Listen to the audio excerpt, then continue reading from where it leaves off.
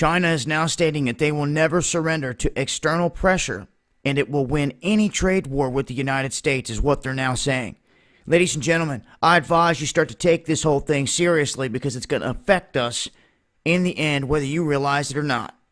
And what we have going on right now is the back and forth, this tit for tat that started with primarily Trump calling out China on stealing our intellectual property rights, which is something they've done. It's in the billions. They're busted for doing it. Have they stepped up to the plate and admitted that? No. Instead, they want to swat away any tariffs that Trump put in place. And I want to remind folks, if you don't understand how this is all rolling out here,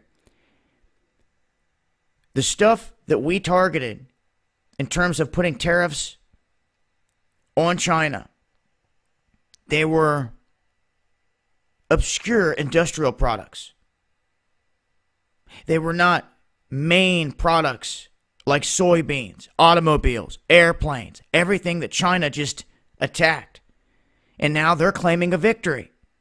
They have this state-run mouthpiece that kind of regurgitates everything that the upper echelons out of the Communist Party in China are saying. And they're pretty much saying that they've won this and that there's nothing the United States can do to defeat them. There's nothing that they can send back their way, and that they're going to hurt the U.S. by performing this stock market squeeze, is what they're saying in so many words. And furthermore, in standing up to America's bullying tactics, they say, China warns that the pleasure the U.S. has derived from its sanctions in the past will now cause them suffering as their financial and political gains diminish to zero. I guess everyone out there just thinks this is going to go away. And to me, China's not going away anywhere. What they're going to do is continue this until people are going to feel it at the grocery store, at the pump, you name it. And to me, this is being put into place by more than just China. It is the world powers behind the curtain that are pushing this whole thing. They've been plotting this, planning this the whole time, and you've known this forever.